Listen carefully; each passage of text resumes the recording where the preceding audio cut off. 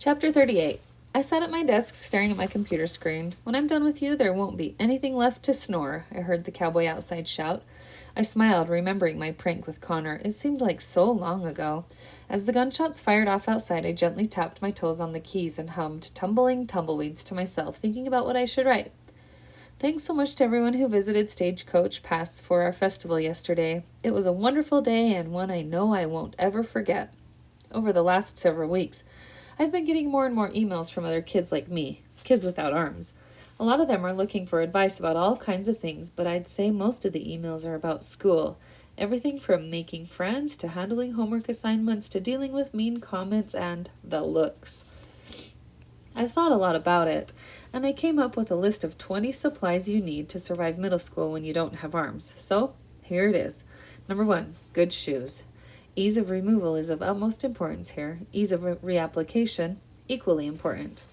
Number 2, a sense of humor. I'm being very serious here. You've got to have one. Seriously.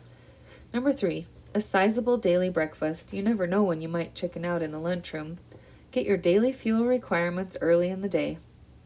Number 4, easy to eat bagged lunches. Do you really want to carry that giant tray through the cafeteria? And forget about bringing stuff like chili and clam chowder for lunch. Really, forget that. Number 5, an easy to carry, open, close, get things out of book bag. Number 6, lots of cute shirts. This really applies to both people with and without arms. And when you're ready, tank tops. Number 7, bully spray. Similar to bear spray, only better. Would be great to have for those nasty little comments. I'm totally inventing this. Number 8, thick skin. More like armor. Armor skin. Number 9, an e-reader is super helpful, and no more toe paper cuts. Number 10, some kind of sport or recreational activity. Soccer, dance, swimming, professional hopscotch. You can do it. I'm trying out my motivational speaking skills here. Number 11, pants that button easily. Trust me, when nature calls at school, you'll be grateful you listened. Number 12, your handy-dandy hook. From buttoning pants to lifting $1 out of your pocket, a good hook is essential. Number 13, a wide variety of nail polishes. Boys probably don't care much about this, but when people are staring at our feet as much as they do, we want to look our best. Am I right, ladies, or am I right? Number 14, nunchucks.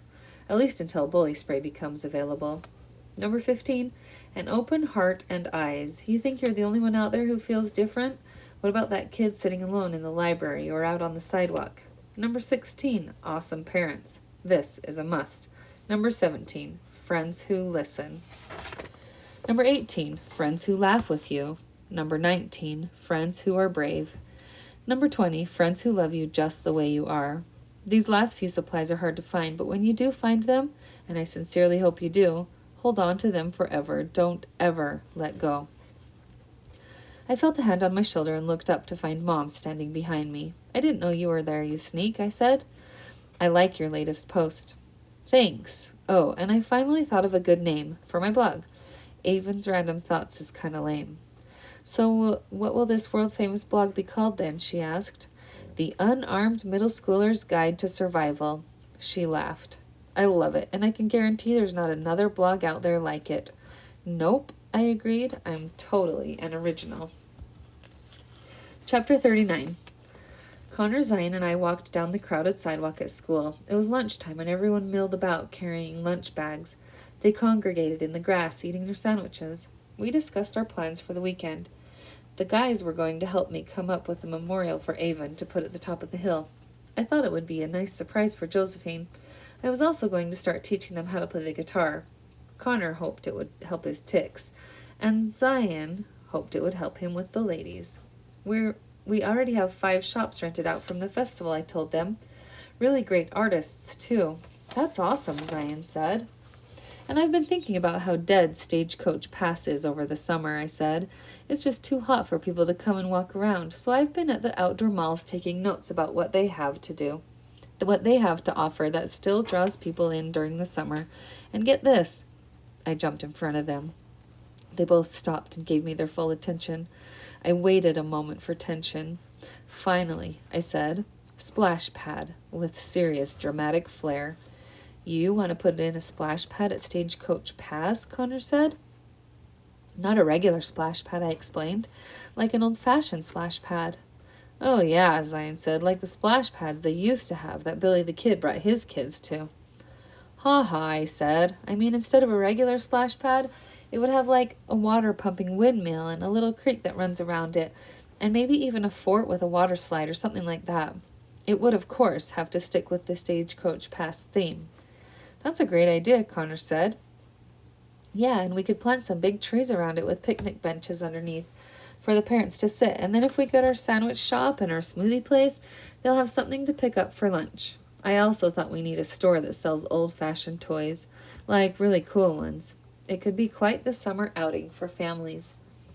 You know, Avon, said Zion, I think one day you might be running that place.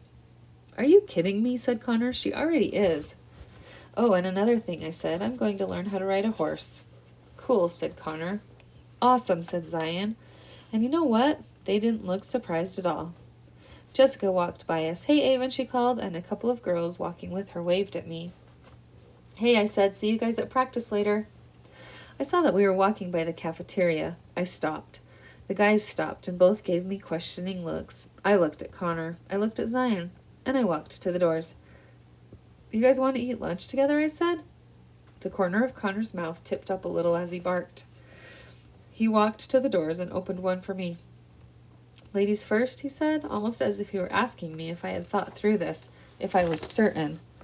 I smiled at Connor, stepped forward into the doorway, and entered a cafeteria I had never seen before. After all, there was a lot I needed to do with my life. I had places to see, things to try, new friends to meet, and light to shine.